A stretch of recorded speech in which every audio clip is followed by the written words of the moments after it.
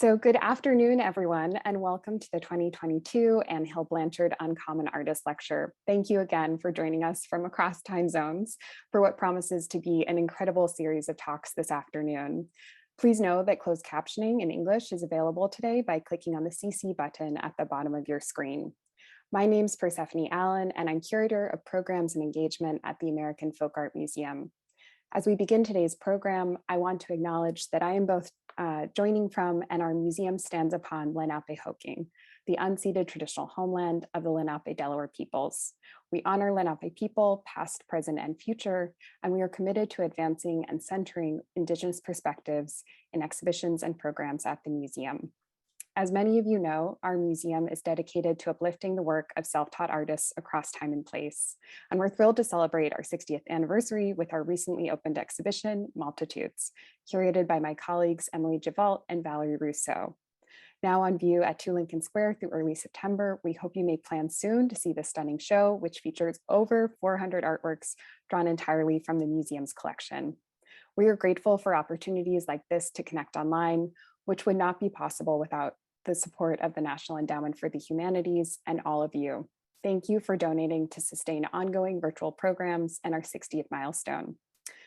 To turn today's program, each year this lecture series is convened to continue and to celebrate the legacy of longtime museum supporter Anne Hill Blanchard by sharing new and innovative research that extends our understanding of the field.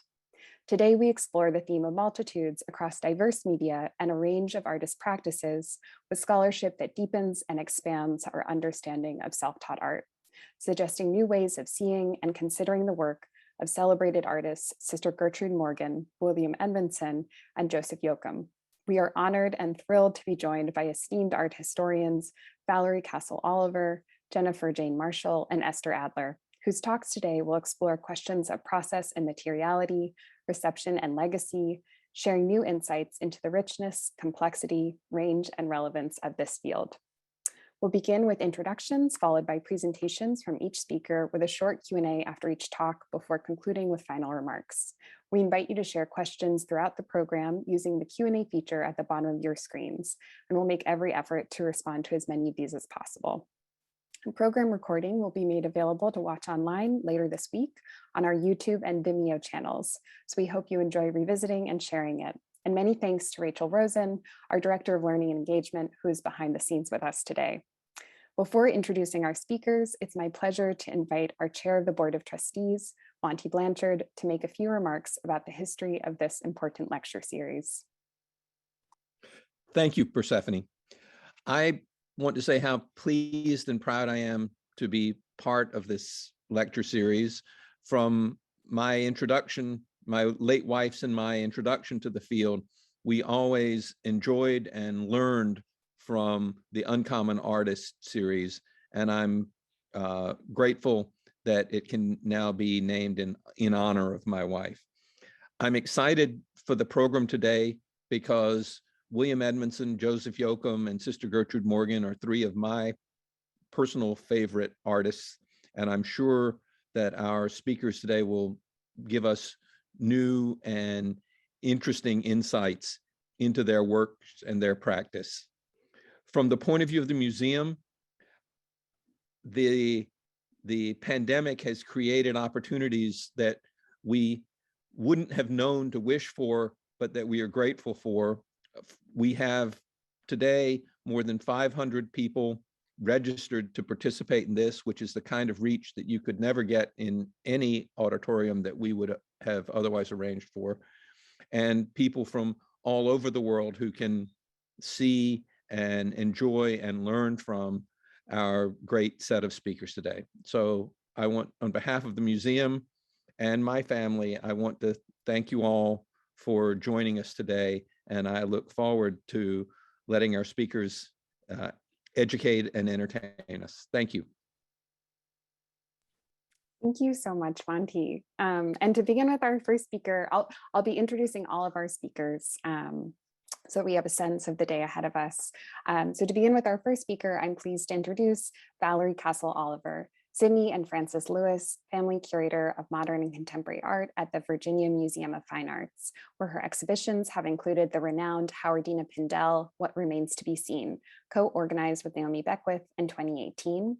In 2019, Cosmologies from the Tree of Life, featuring over 30 newly acquired works from the Souls Grown Deep Foundation, and most recently, The Dirty South, Contemporary Art, Material Culture, and the Sonic Impulse, which opened to critical acclaim in Richmond last year and is currently on view at the Contemporary Arts Museum, Houston, before traveling to Crystal Bridges next month.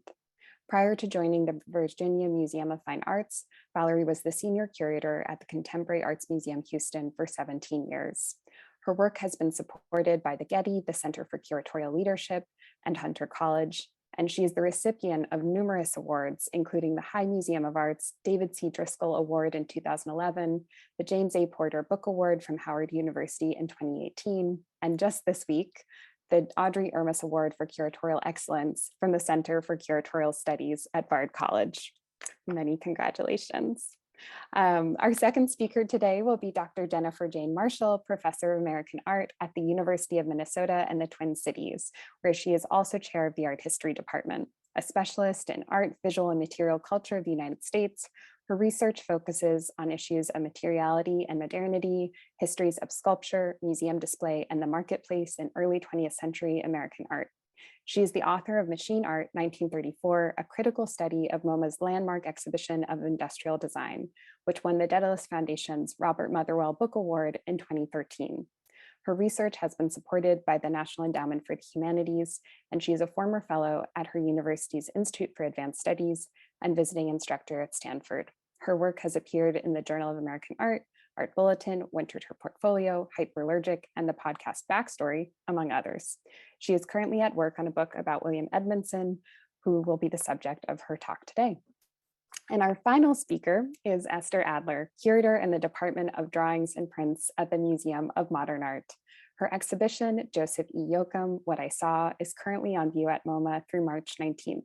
And we hope you are, if you are in New York, that you have seen or will see this beautiful show before it travels to the Menil collection in April. Esther's many groundbreaking exhibitions at MoMA include Betty Saar, The Legends of Black Girl's Window, co-organized with Christophe Cheriques in 2019, Charles White, a retrospective, co-organized with Sarah Kelly Oler in 2018, Charles White, Leonardo da Vinci, curated by David Hammonds in 2017, and Dorothea Rockburn, Drawing Which Makes Itself in 2013, among many others. Prior to joining MoMA in 2005, she held positions at the Hirshhorn Museum and Sculpture Garden and the Museum of Fine Arts, Boston. Esther spoke previously as part of this lecture series in 2010 for any of our longtime listeners, and we're delighted that she joins us again this year. So on behalf of everyone at AFAM, thank you all for spending your Sunday afternoons with us and for sharing your work today. At this point, I'd like to invite Valerie to begin. Thank you, Persephone. It is so wonderful to be with my esteemed panelists as well, and an honor to make my first appearance with this program for the museum. What I'd like to propose is understanding Sister Gertrude Morgan from a very different sensibility, understanding her the sonic legacy that she presents. So in that, I would like to present something that I'm meditating on that comes out of the preparation for the exhibition, The Dirty South, because it is looking at the thread of the sonic and the imprint of the sonic within the static. And certainly Sister Gertrude presents a very viable way of seeing this transference, I like to call, from the expressive into the static.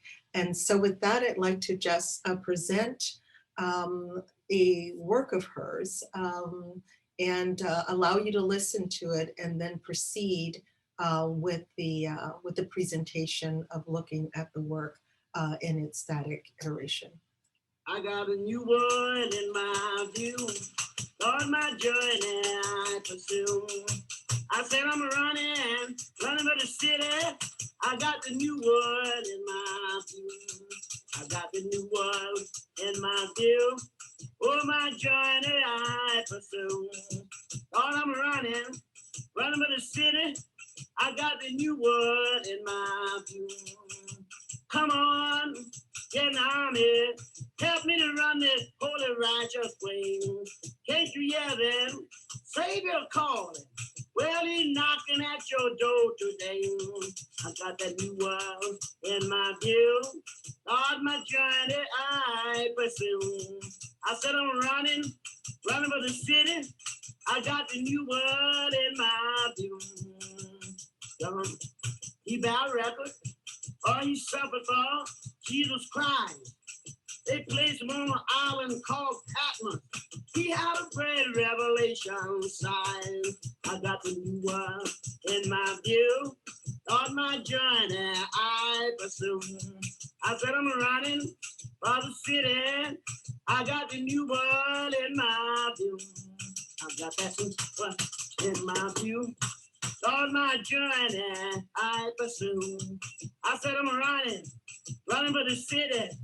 I got the new world in my view. I got the new world in my view. On my journey I pursue. I said I'm running for the city. I got the new world in my view. 21st chapter Revelation. John talking about the new world. That I saw a new heaven and a new earth. But the first heaven and the first earth were passed away, and there was no more sea. John said, I saw New Jerusalem coming down from God out of heaven, prepared as a bride, adorned for her husband. Amen. You know, a city is set on a hill, cannot be hid. Certain a person is a city. Amen. So let us humble ourselves, dear ones. Get ready for the new world. Prepare yourself to live in that holy city. That same city, that same kingdom that Jesus was talking to his disciples about. When he left them, going on back to his Father. Don't forget it. Amen. Said, let not your heart be troubled. Believe in God. Believe in me also. In my Father's house are many mansions. If it were not so, I would have told you. I'll go to prepare a place for you. And if I go to prepare a place for you, I will come again and receive you unto myself. That where I am, that ye may be also. Now tell me, dear one, why was Jesus? He was standing on earth talking to his disciples.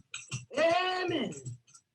So from her everlasting gospel mission, which was located in the Lower Ninth Ward at 544 Dungeois Street, Sister Gertrude Morgan, born in 1900 as Gertrude Williams, began to proselytize the teachings of God, and did so years before, actually, during her conversion as a young woman, having moved to New Orleans in the 1930s, joining Sister Mary Parker and Mother Mary Parker, Margaret Parker, and Sister Cora Williams, began her missionary in an orphanage.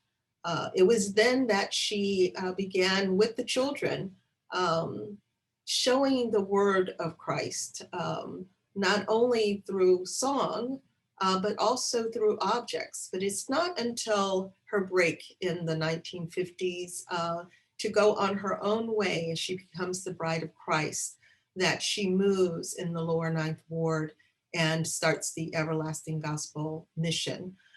So it is there that I like to begin, and she begins during that time to create objects.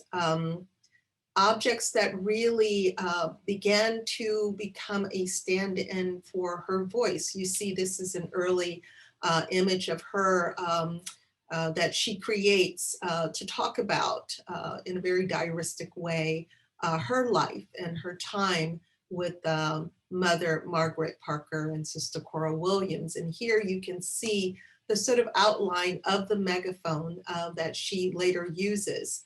And Bill Fagley in her Tools for Her Ministry really talks also about these objects. You could see in her hands as she stood on the porch, the sort of musical, hand-fashioned musical instrument.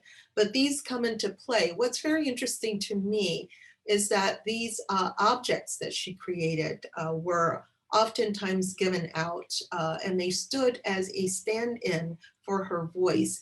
And so I'm very interested in the movement of the sonic into the static. Here you see on the porch, she had this hand-fashioned triangle-like object. And then here on her left, the megaphone, and here the sticks in which she would, a percussive instrument that she would hit.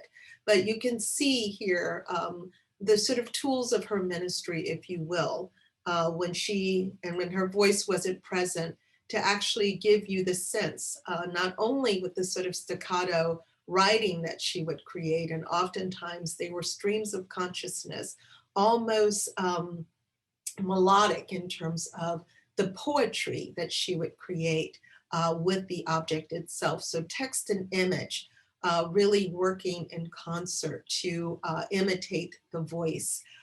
There is a wonderful passage by Roland Barthes that really talks about text and the sense that text becomes a stand-in for the sonic language, that one can hear the consonants and the voluptuousness of vowels with the text that's written.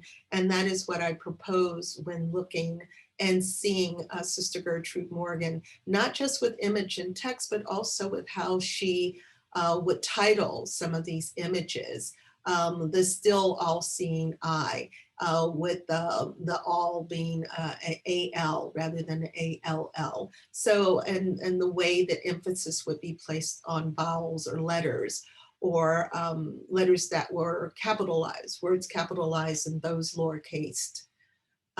So here, you see, even though she is oftentimes credited with being such a profound movement in terms of her ability to share and to move the hearts of people through her voice and through her singing, that this was a woman who came out of the Deep South, Lafayette, Alabama, into New Orleans with a third grade education, initially working as a domestic. The question around literacy really pales in comparison to the spoken word, but it's oftentimes visible when you look at the objects and the writings that she created.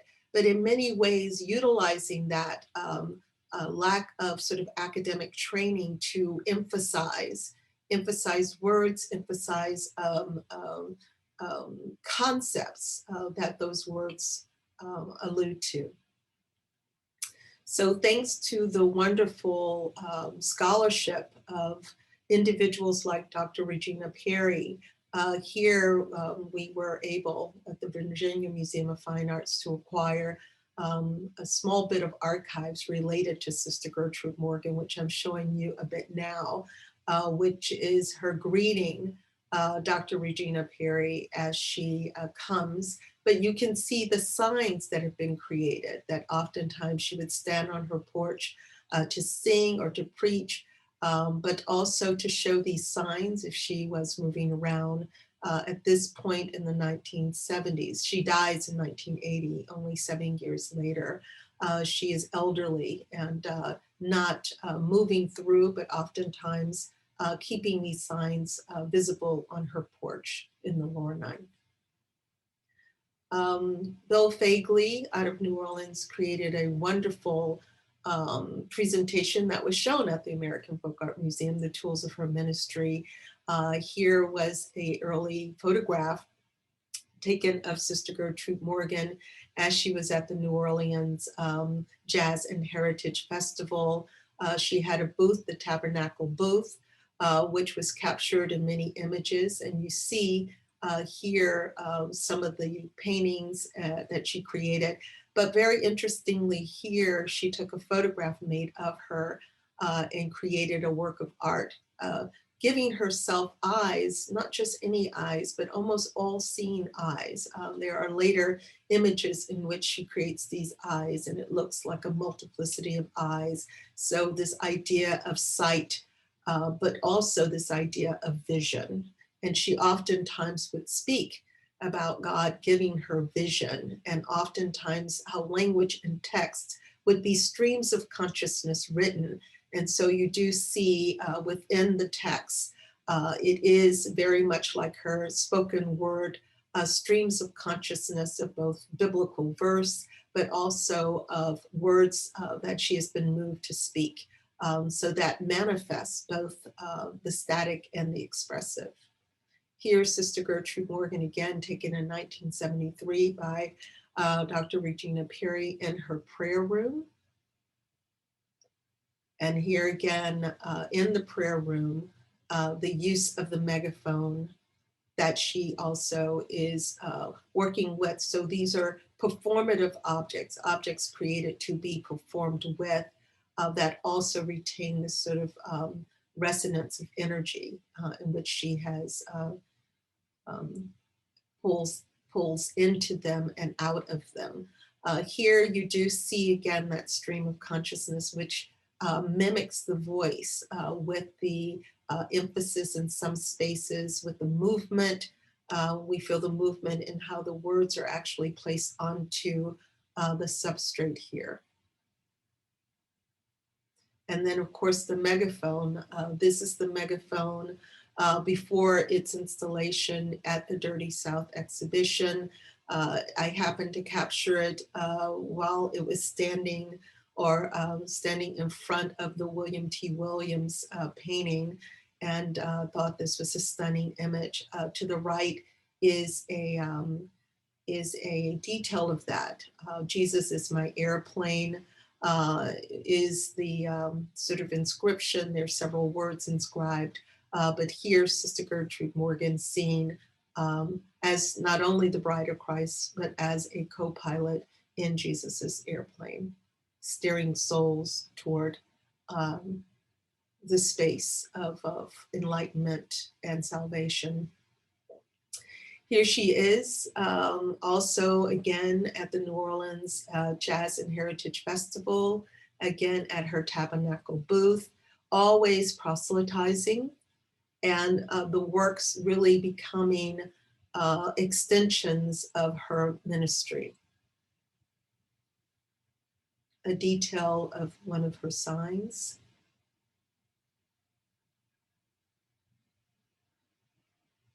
And again, out of performance, fans that were used in her prayer room, any substrate, any surface that she could in fact activate with language, with text, with imagery that spoke about the biblical passages, or poetry that would bring souls to God, is what she would place upon the surfaces of these objects.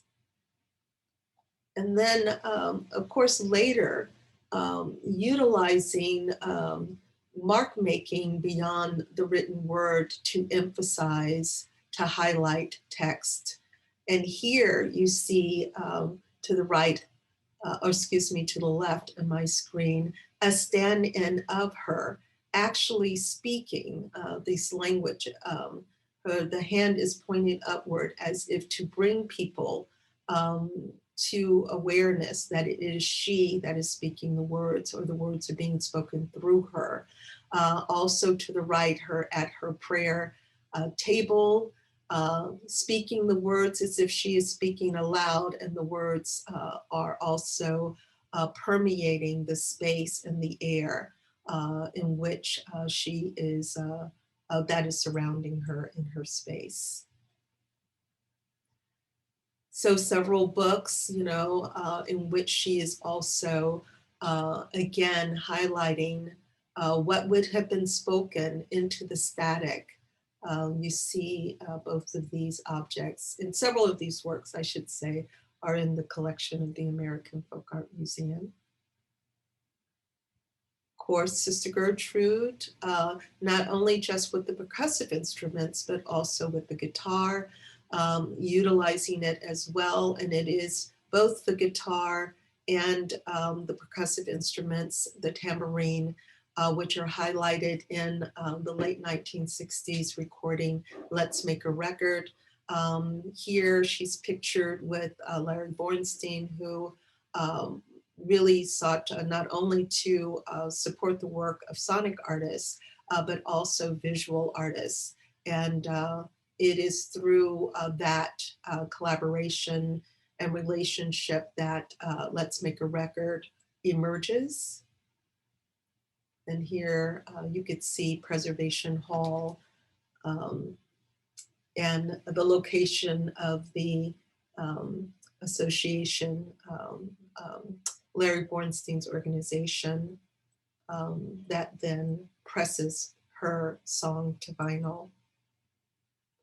What's interesting too is not just within the works that she is creating, the objects, but in also the writings to Dr. Regina Perry, this idea of writing poetry that comes almost as concrete poetry, the way, particularly if we look at the second page to the right, in her poetry, how she is really attempting to capture the sonic, how she would say it through concretizing this sound through text.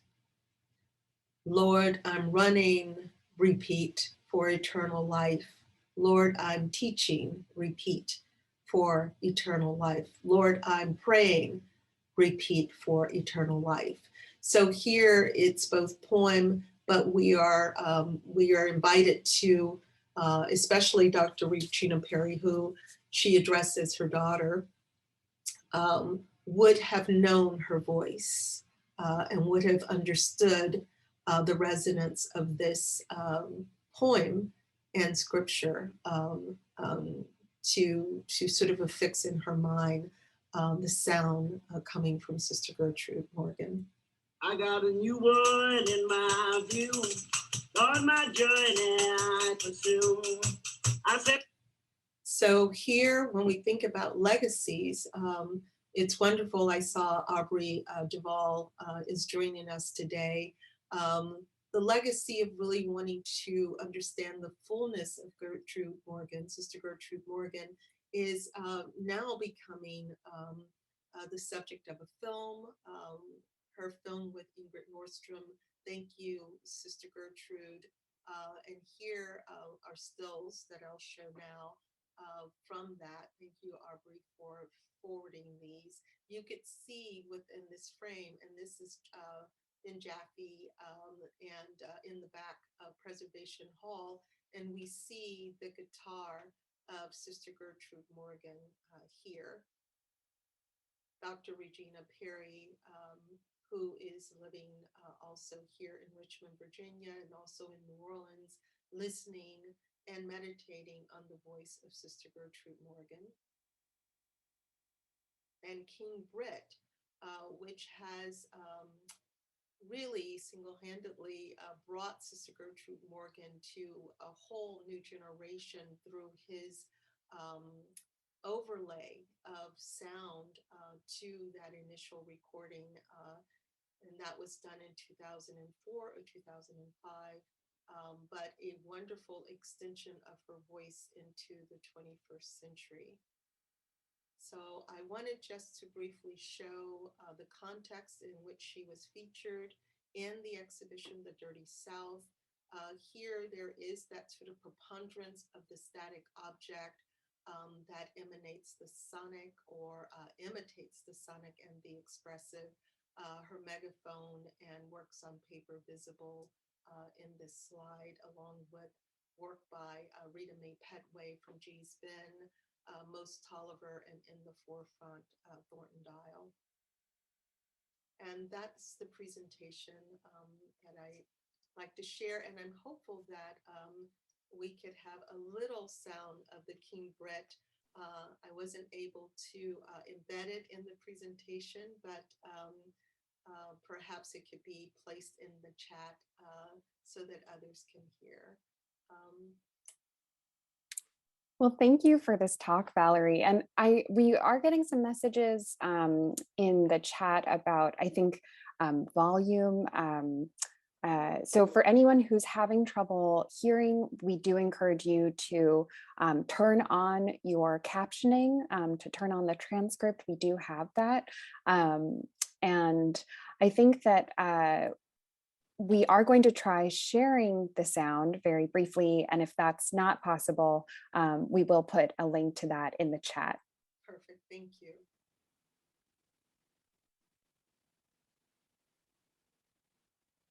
I think we might need to stop sharing and share again. And when sharing, click share sound. But, you know, I think I don't want to lose time for the Q&A. So why don't I'll put this in the chat, and then we encourage everyone who's with us to open this link and to listen so you can really hear how this music is updating today, just as Valerie said. So at this point, we do also, the time is now for everyone to submit questions for Valerie in the Q&A for that rich and such a meditative talk. I loved how you were inviting us to see Sister Gertrude Morgan's poetry and just the way that it was written across the page. You know, there's such a feeling of movement there, and how you were talking about the connections across her different practices. So for everyone on the call, please submit your questions to the Q&A. And I actually wanted to start us off by asking, if you know, Valerie, if we have, through Regina Perry's oral histories in relationship with Sister Gertrude Morgan, do we know the hymns that were influential for her, sort of source material that inspired her poetry? Yes, so Sister Gertrude was raised in a Baptist church in Lafayette, and the family eventually moved to Columbus, Georgia. But we do know that she was raised in the sort of Black religious tradition. So hymns like Ezekiel Saw the Will, you know, Hold Fast to God's Unchanging Hand, these would be songs that she would have known. Any, you know, Keeping One's Eye on the Sparrow. We do know that as she marries to both God the Father and Jesus the Son, that her focus and preponderance is on the book of Revelation.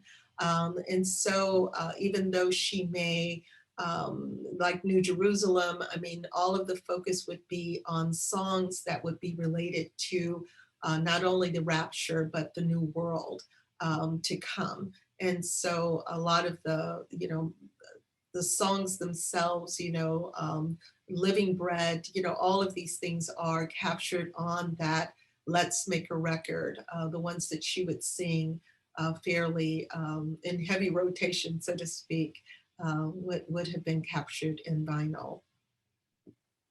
That's, I think for everyone on the call, if you haven't listened to the record, it's incredible. And also the link that you shared, how those songs are alive now. One question that we've received in the Q&A, could you speak to what inspired her faith and why religion was such an important part of her life and her artwork? Well, I mean, it is a big question. It's a huge question, and it really invites me to get into the marriage of the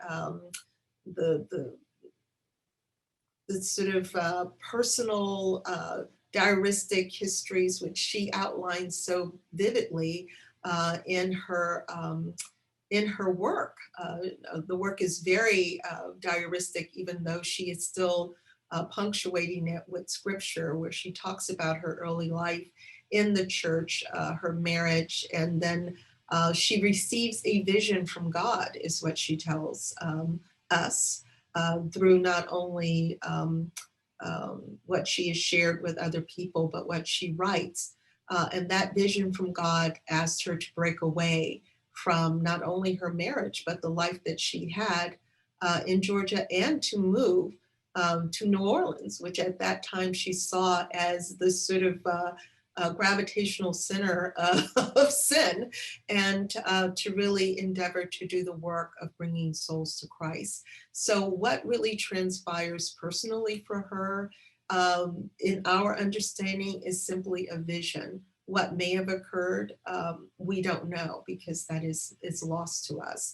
But do know that this is a woman born in 1900, in almost a destitute situation, her parents were more than likely enslaved in this country, and they basically fled the small town for a bigger city, for opportunities to work beyond farming, and but mostly domestic labor is what we understood her life as being prior to her turning to the ministry. Incredible. The creativity, clearly her faith was a central point of her life, and something that I love that you shared, that she moved to New Orleans because she saw it as a site of sin, because it's also, the rich art scene there, and the music, and how we look at that work from our perspective versus her lived experience. But I want to say to everyone on the call, I see a lot of questions coming into the chat, and we ask that you put those in the Q&A so that we can keep track of them. But here's another question about her appearance and her decision to wear all white. If you could speak a little bit to that. Yes, her decision to wear white was to reinforce the idea of her as being the bride of Christ, that there was purity within, not only internally, but that would radiate outward.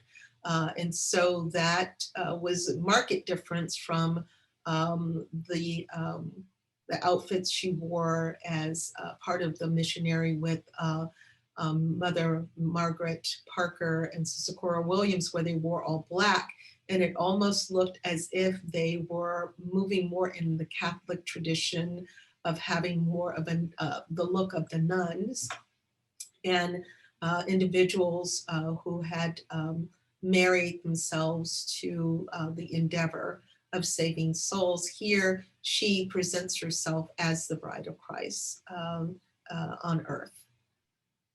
And thank you. One question that we've received, and someone wrote to affirm that they thought this was a good question, and I agree. Could you speak to how Sister Gertrude Morgan saw herself, and did she see herself as an artist? I think she saw herself, at some point she saw herself as endeavoring to do the work of Christ, the work of God.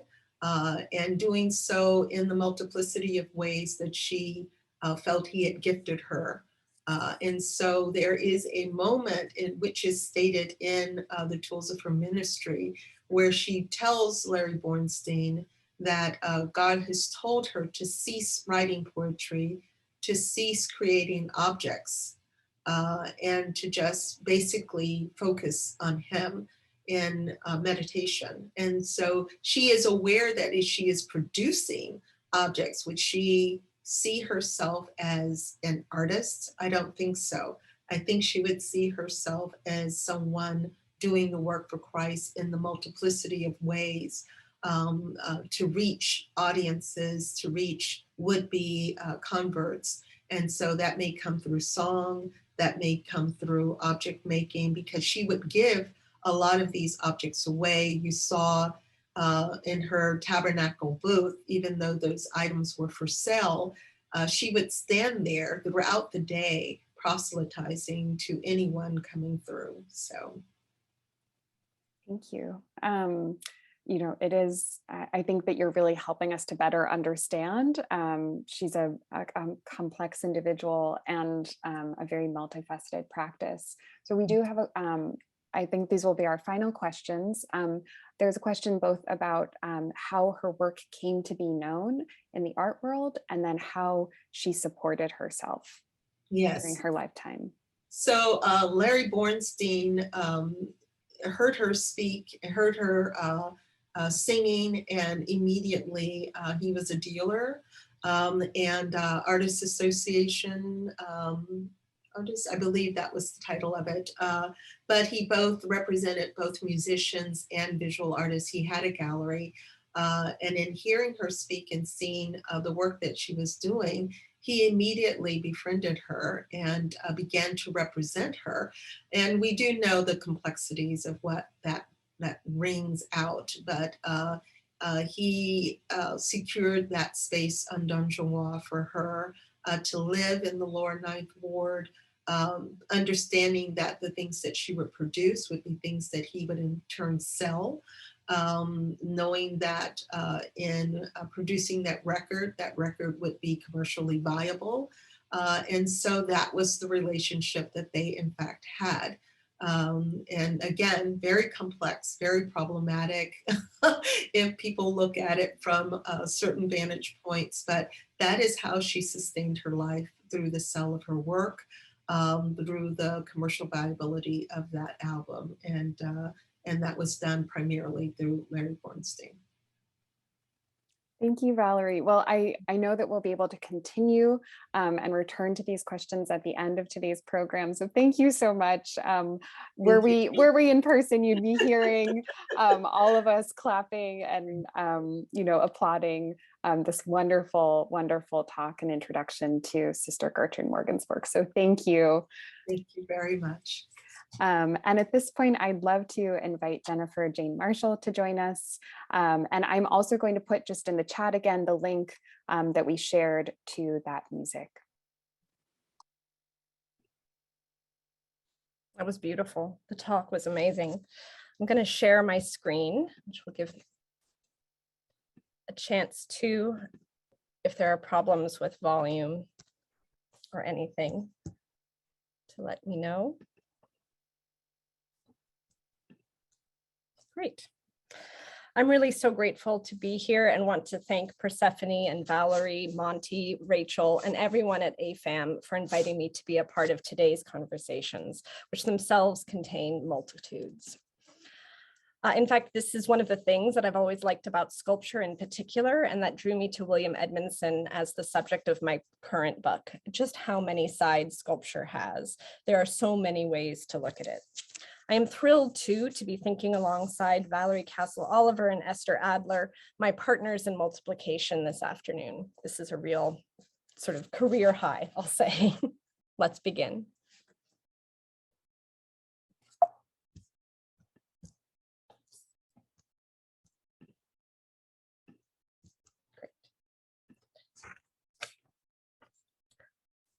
Great. Two key practices in the modern West have offered crucial lessons in what it means to be human. It's possible that all traditions do this, but let's just roll with this starter claim. Both the tradition of artist's biography, and here we see a frontispiece from the classic example of that genre, Giorgio Vasari's 16th century The Lives of Artists, specifically of Michelangelo here, as well as the tradition of geology, more on this piece in a sec, that encodes whole metaphysics. They are traditions that are also philosophies. Artists' biography and geology are narratives that are meant, if sometimes covertly, to help us understand what the Jamaican novelist and theorist Sylvia Wynter has termed the praxis of being human. Artists' biographies do this by centering human creativity, and with it, the very possibility of freedom, especially the positive freedom to use the stuff of the natural world to transform it. Geology does this by putting human history, activity, and will into perspective, looking to the crust of the earth as a horizon of humanity's radical other, its humbling limit squared up as stone. Now, gone wrong, as both traditions have, biology and geology can tilt towards some hubris. Certainly, they have been instrumental in forwarding a picture of human agency that's in constant competition with nature, as though in pursuit of wresting from it the title of master. In the 15th century, Leon Battista Alberti called the artist an alter deus, or second god. The painter Zeuxis from classical myth and biography famously painted grapes that were so realistic that birds landed upon his pictures to peck at the grapes themselves. In the context of William Edmondson's time, we see photos of construction on the Tennessee Valley Authority's electrification project initiated under Franklin Roosevelt in 1933. And it's perhaps worth noting that when William Edmondson debuted at the Museum of Modern Art in 1937, Lester Beale's graphic design, his posters in support of the Rural Electrification Administration were on display in the galleries simultaneously. What I want to play with here today is the unavoidable observation that both of these traditions, artist biography and geology, collide potently in the life and works of the American artist, William Edmondson, who began carving stone around the same year that the TVA began. These traditions collide for Michelangelo too, who is said to have imbibed his talent for stone sculpture in the milk of his nursemaid, who lived near an open quarry.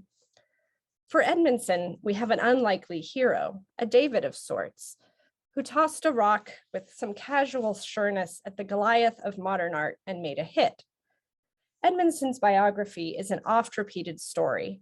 It recounts a visionary outsider who took what scrap the world had given him and transformed it into fine art. His is a celebrated biography of a Black American man in the Jim Crow South, working for trade and stipends during a global Great Depression, and in an era just one generation removed from slavery. Edmondson's is a story of a man who found art in humble stone and in turn was found making it, discovered by artist types visiting from the metropole. Like Giotto, who Vasari tells us was discovered drawing pictures on rocks in the field when he should have been sheep tending, Edmondson too has a life story that indulges in the romance of an irrepressible genius lying latent and in wait of its inevitable surfacing and extraction. A lot of Edmondson's biography can be told this way through geological metaphors. And a lot of it is a myth, which is partly how we know it's trying to tell us something. And same goes for Edmondson's sculptures. They occupy an alluvial field where geology and biography combine, so they must have something to say about being human. An artwork like this one, held at the Philadelphia Museum of Art with the title Sheep, gives me some permission to proceed in this vein.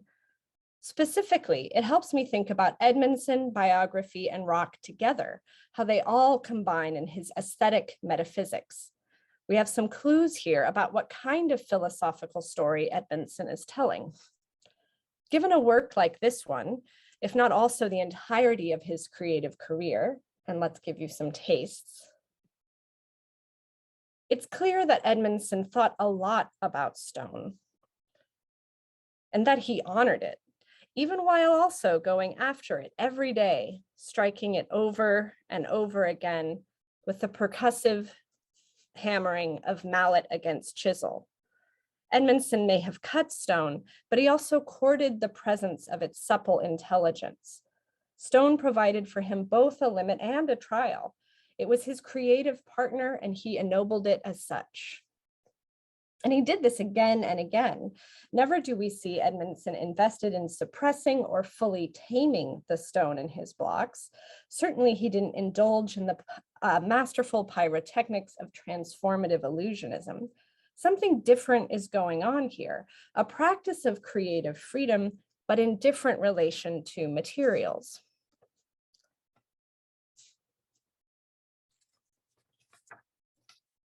So, by way of contrast, if an artwork like this one is in some ways all about how its artist has subdued his stone, in this case marble, to his will in order to achieve the lively, animate likeness of a human being, an artwork like this one does not attempt that kind of competitive trouncing of the living over the non-living, man over stone. Edmondson's owl too is a myth, and it's certainly a sermon, like Michelangelo's Moses, but it settles into its stone and proclaims it otherwise, with all the same stealthy and uncanny silence as the bird from which it takes its form. I mean, look at this artwork. Edmondson puts a rock right there on top of it, crowning and burying his livestock with a version of itself before it took its animate, artful form. After all, and see the full piece here, this block is plainly not a mere field rock. It has the same shape and proportions of the kind of architectural stone that Edmondson used as his raw material. It is an image of the block that he stepped up to daily, the shape's origin point and where its artist began. And it's placed right there on the head where the horn should be, an affordance made easy by the block's slight arch on its underside.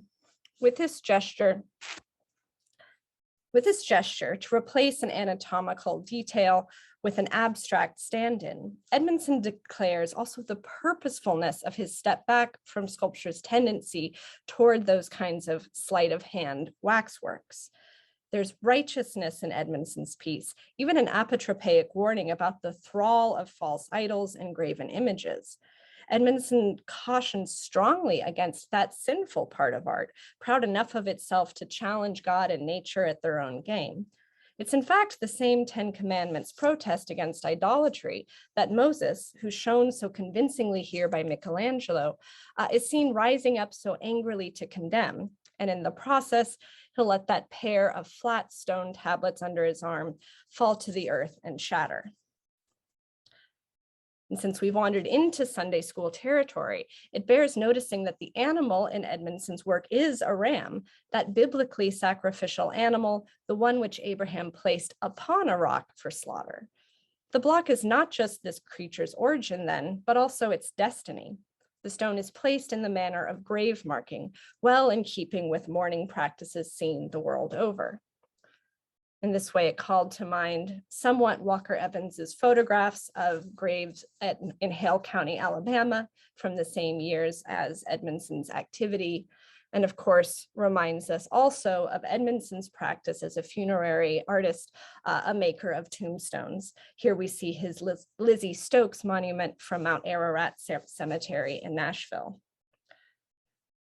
To lighten things up, I'll say that the artwork, like so many of Edmondson's, is also just funny. It's got the cute little bottom that he was so good at. And I look at the Philadelphia sheep whenever I'm suffering from a bout of writer's block. It cheers me up instantly. I mean, really, sitting there with its punning groan about the weight and pressure of the unyielding blank slate. So sheep is a joke, it's an Old Testament warning, it's a metamaterial self-reference, and it's an eschatology about being and death. And it's there, resting in its first cause and final purposes so comfortably in one charming form.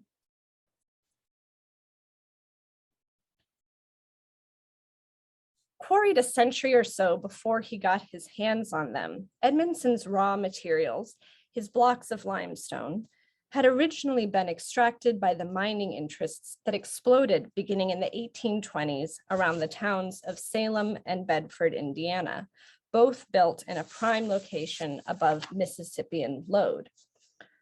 The new quarries turned up tons of calcarenite, known for its relatively uniform, if semi-porous graining, derived from myriad microfossil deposits. Indiana limestone of this sort boasts an elegantly narrow chromatic range from tan to light gray, as does Edmondson's whole oeuvre, and its geological origins date to between approximately 323 to 358 million years ago. That would be 100 million years before the emergence of dinosaurs who would walk on Earth made solid by this stuff. In his day, Edmondson got his blocks for carving thanks in part to Nashville's New Deal modernizing boom. We've seen reference to that already with the TVA. In precisely the years that Edmondson retired from his job at a philanthropic women's hospital, a series of federally funded initiatives were in the process of transforming his hometown's 19th century profile. So what resulted was a seemingly endless supply of cheap rock. As Edmondson's friend, the sculptor Puryear Mims, remembered of these years, I never bought a piece of limestone, and I probably carved 100 pieces. In their landmark book, History of African American Artists, Romare Bearden and Harry Henderson take pains to establish the connections between Edmondson's sculpture and Nashville's interwar period of urban revitalization. They survey the dimensions of his work and note a preponderance of sculptures no larger than 2 feet wide, 4 feet long, and 8 inches thick. And they suggest that many of Edmondson's figures had thus likely been once limestone pavers, replaced by so much WPA concrete sidewalk. All of this is perceivable in a work called Lion. The piece obeys the measurements key to Bearden and Henderson's sidewalk claim. It stands 22 inches tall, just a little more than 3 feet long, and again, this mere 7 inches deep. If this striding cat were laid on its side, it would become a big, wide, flat platform made for walking upon. And think of the potency of that transformation, that shift from the horizontal to the vertical, and who it was for. Another way to think about the historicity of Edmondson's stone, he worked in the yard of the home he owned himself in a mixed-race neighborhood in Nashville, Tennessee, cutting up the curbstones and foundations of the Confederacy. Thought of this way, this biographical way, stone's function in Edmondson's art serves as an historical and social metaphor, not just a metaphysical one. He draws our attention to the stuff of the 19th century South as both the origins and the limits of his work.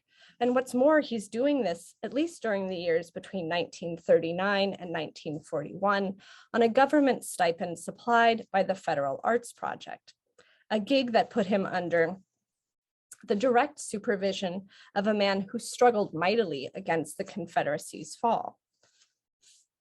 I'm speaking in this case of Jack Kershaw. We'll see him briefly here, Edmondson's WPA supervisor. Kershaw was a conservative with sculptural ambitions of his own. Here we're seeing his just recently removed monument to the KKK founder, Nathan Bedford Forrest, that long stood just outside of Nashville until December of last year. When Kershaw recollected his time with Edmondson many decades later, he prided himself on the congenial relationship he enjoyed with Edmondson. He said he jokingly ribbed the sculptor for making a likeness of Eleanor Roosevelt, and he explained to his interviewer, Edmund Fuller, how he'd insisted upon paying for Jack Johnson when Edmondson had tried to just give it to him. It's hard to convey all the suspicion and skepticism and even anger I want to give this recollection, but suffice it to say that weight is an insufficient word for the relations that Edmondson sustained in making art under white patronage. Edmondson's quarried blocks, cut, extracted, moved, laid, removed, tossed aside, came to him freighted with the spirit of the modern geological imagination. It's an attitudinal mindset with which we began, and one that geographer Catherine Yusof has taught me so much about. In her theoretical works, she explains how modern geology tells stories about earth and stone, and it uses romantic metaphors that make us believe it is there, she writes, just to be activated through the mastery of white men, unquote. It is among humanism's most lethal ways to practice being human, and as Yusof offers in her uncompromising analysis, it is a thoroughly raced and gendered mode of oppressive relations.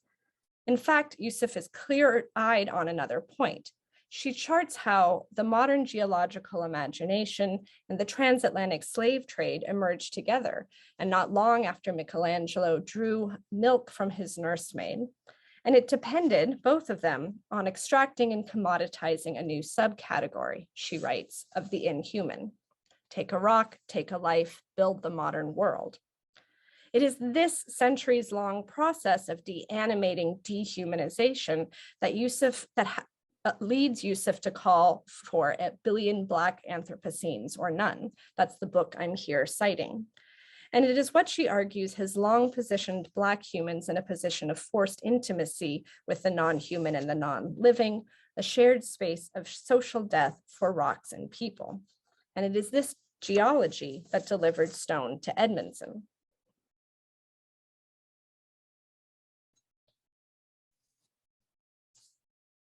Nurse, held in Boston's Museum of Fine Arts, has the long slenderness of so many works by Edmondson. It stands at just 11.5 inches, barely taller than a standard piece of American stationery paper. Its width is not even 3 inches, but it's enough to accommodate the woman's pleasant, forthright gaze and her sweetly upturned smile. Her lips are curved and parted just along the beveled width of Edmondson's chisel.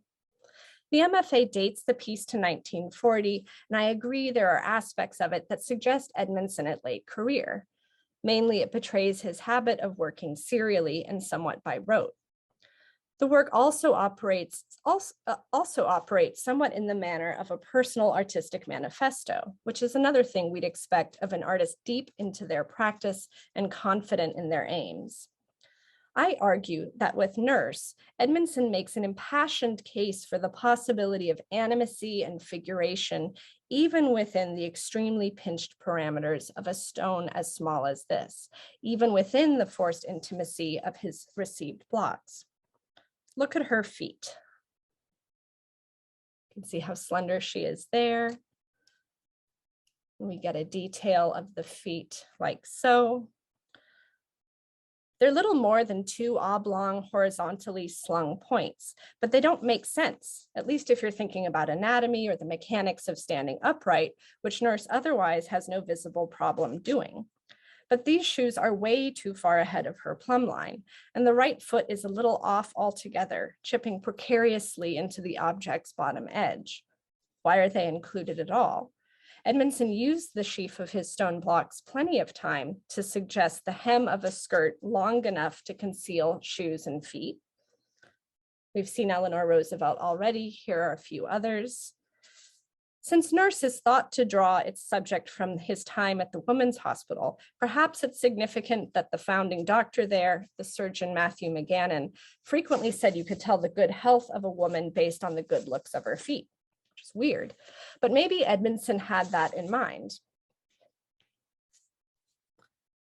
More significantly, another effect of Nurse's shoes is that they draw our eyes to her stone, to the extreme dimensions of her limits, and to the stuff that gives her substance. On Nurse's proper left, which is the side we're seeing here, Edmondson has described a straight, puffy-sleeved arm, which pins a book or purse closely to the figure's side. The vignette is embossed on the figure. It's three-dimensional, though very shallow in modeled bas-relief. Then, the detail repeats in its entirety on the figure's proper right. Here, Edmondson has drawn the arm on the limestone. It's only an outline. It's curious that a woman would carry 2 purses, maybe one hand carries the pocketbook and the other a book, but really the shallow inscription at right paired with the fuller description at left contributes to the sense of what I see as Edmondson's aesthetic treatise. Again and again, he insists on the importance of surface and stone as the conditions of his creative freedom, its very limits, as well as the site of the borrowed fullness of his figures. And the again and again part is crucial. It's a cue that Edmondson understands what linguists and performance theorists would insist, and that activists must today believe, that repetition and doing again is the praxis of being human that yields both transformation and both reproduction and transformation. Throughout his 15-year career of artistic activity, Edmondson worked again and again in a couple dozen series types. So we have rabbits and birds, boxers, and Marys and Martha. Certainly, Edmondson's practice of working in categorical types was a canny response to market demand for his works. As such, he was working well within the tradition of modern sculpture in the West, which has consistently understood it as a medium of multiples. But it was also a repetitive practice of making that was a theory of human being made otherwise. With Edmondson, we glimpse highly moral, highly material allegories. And I was moved by Valerie's recitation of Sister Gertrude Morgan, Lord, I'm praying, repeat, Lord, I am working, repeat. These repetitions insist that we return to the block again and again, confront it forthrightly with the forced intimacy of our shared conditions, and remake it anew each time. Thank you. I have the slides ready, but I will stop share. Thank you, Jen, for this beautiful talk. There was a comment in the chat, wow. And I think that we all feel this. Thank you for these incredible insights.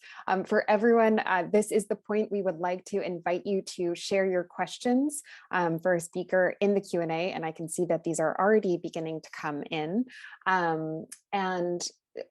One of our first questions to start us off, could you expand on the titles of Edmondson's work? Do you know if these were assigned by him or if they came later?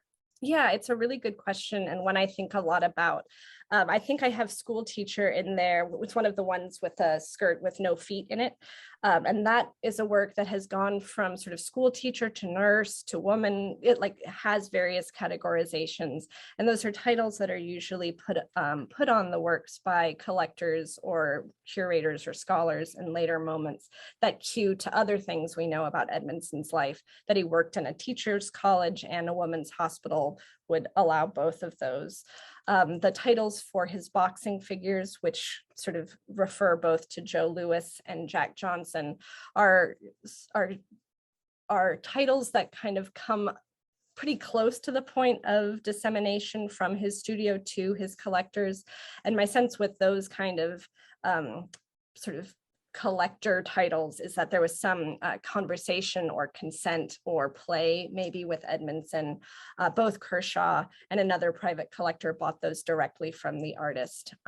So those are places where titles, and even the Eleanor Roosevelt, is debatable and comes with some conversation with the artist. And I think there's some giving over to patron interest.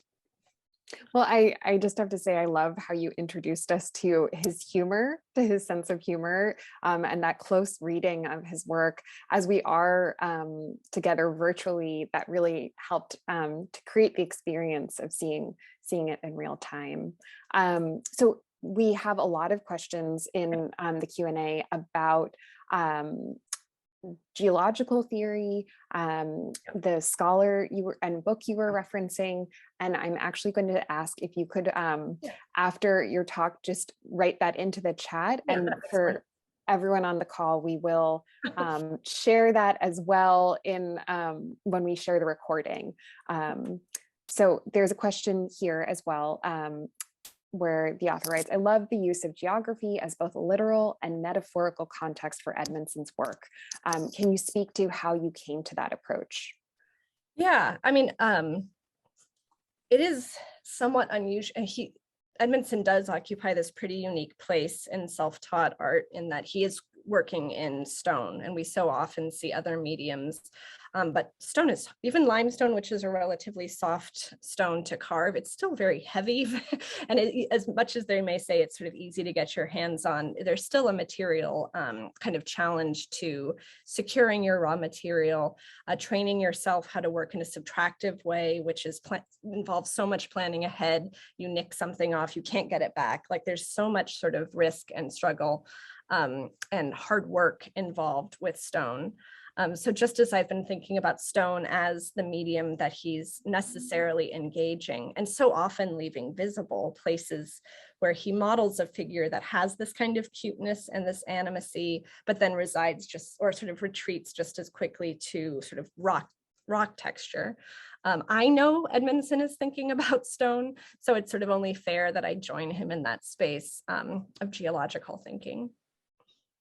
But yes, I'm happy to pop the Catherine Yusof and maybe a citation or two in the chat. That would be wonderful. And yes, we have the same question. There was a clarification, geology, not geography, which you obviously caught. Well, and Yusof is a geographer, so right. There's an interesting question here about Edmondson's spirituality, and wondering if he also had a vision from God similar to Sister Gertrude Morgan, and how his faith influenced his work. Yeah, no, the two talks, it's almost like you thought of this, the two talks pair really well together in thinking about spiritual receipt of artistic gift and vision. Edmondson too talks about sort of, that he had never had artistic predilections before about midlife, talks about having a vision of a sculpture hung in front of him. And it was a tombstone that he says was his first vision. And he proceeds to do that, sees Jesus in his bedroom, angels around the eaves of his workshop, and kind of continues to take dictation in a certain way. Those are my words.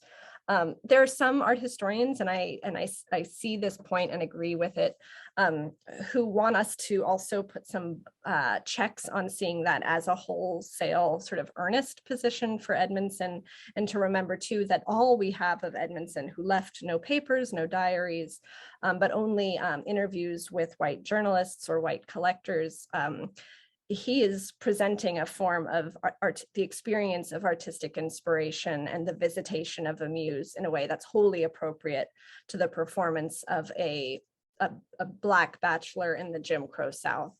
He talks about trying to go to church, but every time he goes, it doesn't stick. He tries to read the Bible, the pages fall out. He says sculpture is his art. So I think that is both a testament to how he did take his artistry as very seriously as a theology and a philosophy, but it also suggests maybe the limits of his training in the Baptist tradition, which he otherwise was a part of. Thank you. And I really appreciate how you're all the time bringing our attention back to the context, and how, the records we have are so inflected by that. And this will be our final question. Could you speak to whether these works, whether we know if he designed these to be installed outside, inside, and the question is also, it seems like many of these have been cleaned, which implies that they were outside, but yeah, and you guys know something about that at AFAM with that recent great acquisition of the Mary and Martha and its significant restoration. Yes, he has them outside. So his workshop is outside. He has many works in the yard around his home. He also, because so many of them are petite, he builds a lot of shelving under sort of the ramada or the sun shades of his outdoor space. So he's installing those somewhat in the sense of a gallery or a market, even while also participating in practices of yard art decoration. He also puts up a sign. It has less to do with salvation and more to do with that he's making yard ornaments. So he's putting his work up for sale and calling them ornaments within the tradition of outdoor statuary. And many collectors keep them outside. So there's a lot of cleaning. Edward Weston, the photographer, his grandson has a piece thanks to the relationship between Weston and Edmondson, and talks about playing on the piece as a kid and maybe breaking something off. So that sort of lived experience has also been part of the stories around Edmondson, how they have this kind of animate presence, as sculpture often does. It's not in a frame, it's in our own 3D world. Well, thank you. And thank you for this incredible talk, Jen. I know we'll return to more of these questions at the end. So at this point, I'd love to invite Esther to join us. Thank you, guys. Now I get to.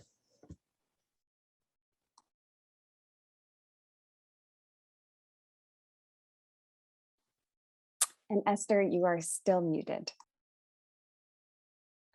2 years of Zoom, and apparently I still can't do this right. I was just saying what hard acts to follow that are going to be. Valerie and Jennifer's presentations were so incredible and have really added so much to my thinking about the artist that I'm going to talk about, Joseph Yoakum. So I really want to thank them. I was incredibly flattered to be asked to join them in this presentation. And I also want to thank my colleagues at the American Folk Art Museum. I had the great pleasure of going through their current exhibition this week, and it is an extraordinary accomplishment. So thank you for inviting me. And just before I get started, I also want to thank my thought partners on this current exhibition of Yoakum's work. That's Mark Pascal at the Art Institute of Chicago and Edward Cope at the Manil Drawing Institute, both of whom are co-curators of this exhibition with me. And what I'm going to talk about today is really the result of years of discussion with these two incredible curators and friends. So with that, I will get started. And I've been struck several times in listening to the other presentations today, how much of what we're all talking about is this idea of looking and what we see when we look at these artists and their work. And then by extension, what our perceptions and assumptions are about those artists based on where we're coming from. And so for this exhibition of Joseph Yoakum's work, that's really at the heart of that. Here I've just started with an installation view from the show. The title of the exhibition is Joseph E. Yoakum, What I Saw. And this is taken directly from the work. So right from the beginning, this idea of what we're seeing. If we could have the next slide. So the artist's name, Joseph E. Yoakum, is the way he most frequently signed his work. So here, just an example of a drawing in the show, and you can see right in the top left corner by Joseph E. Yoakum. So that middle initial was really critical in terms of how he signed and acknowledged that he was the author of this work. The second part of our title, What I Saw, if we can have the next slide, also comes from a drawing in the show. And here you have the full image, and just at the bottom, I zoomed in a little bit on the inscription, What I Saw in Alberta, BC, Pacific Coastal Range. This is one of the very few examples where Yoakum puts himself in the first person in a drawing. So it felt important to recognize his insertion of himself into the landscape in that way. So if we can have the next slide, again, thinking about seeing. We chose to open this exhibition at MoMA with an image of Yoakum. And we know from lots of past experiences that our viewers and our audiences really appreciate this as a way of seeing the person behind the art. But I think it's really important what type of image you pick to represent the artist. And so it was important to me to have this one in particular because it's one of the only images we have of Yoakum at work. So you have him here in his storefront studio in Chicago. You can see his desk. There's actually a drawing towards the edge of the image. He has this array of pens and pencils spread out in front of him. I really love this gooseneck lamp he's got there, which shows the kind of intense illumination he would need to make these very detailed drawings. And then behind him, just kind of the stuff of life, which we all have scattered around our offices, myself included. So again, that idea of opening this show with an image of Yoakum as artist. And I think in some ways that seems kind of a naive thing to say. Of course, Yoakum was an artist, and of course, his amazing work is what's brought him to our attention, and the reason why we've decided to focus on his work in a museum dedicated to artists of the 20th century.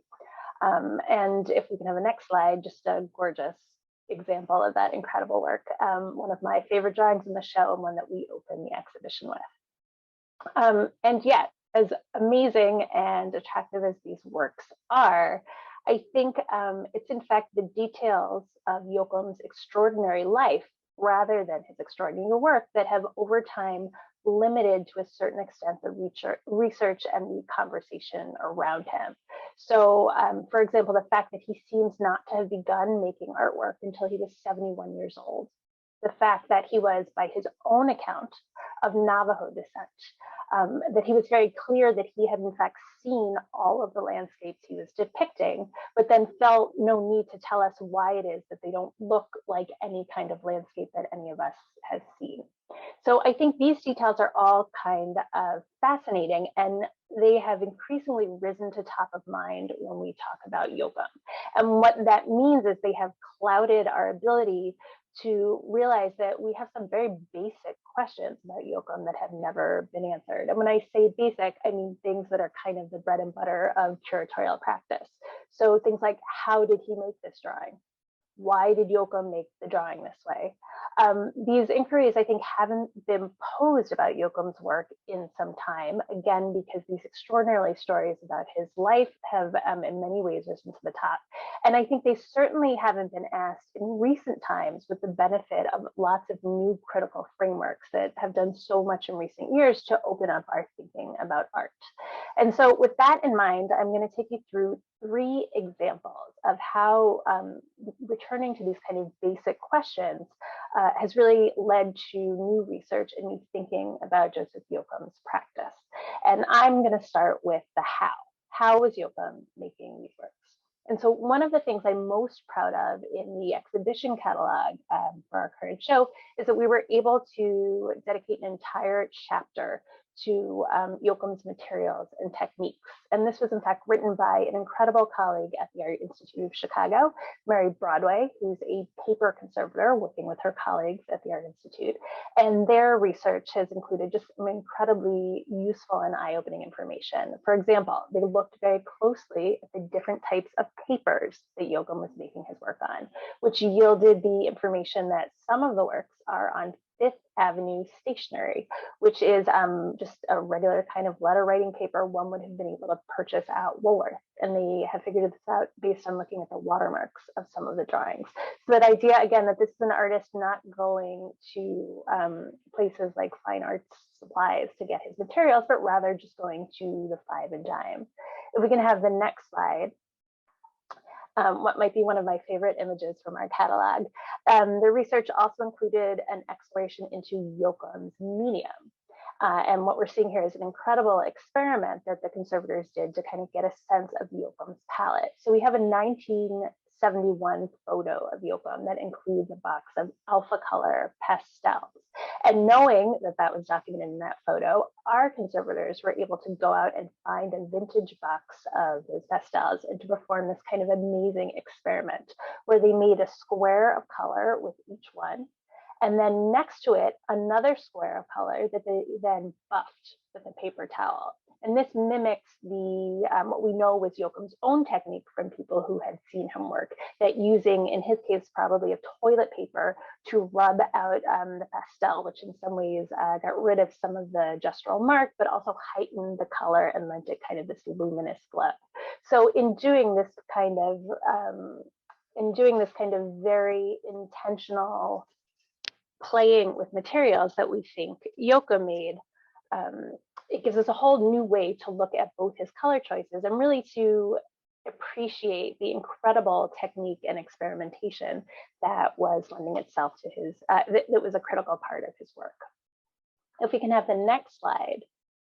It's long been recognized that Yoakum's work often seemed to exist in multiple versions, sometimes closer together than others. And so again, this increased looking at how Yoakum was working allowed us to make this kind of comparison within the book and within the exhibition. So here you're seeing 2 drawings that he made of volcanoes in Hawaii.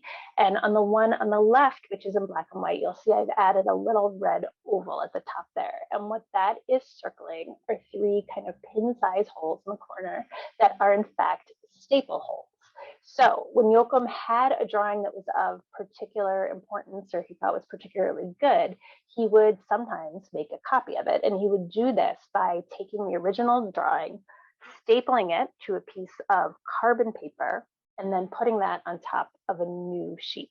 He would then go over the original outline of the paper with either a pencil or some kind of hard edge, and through that, he would transfer the outline to a new sheet.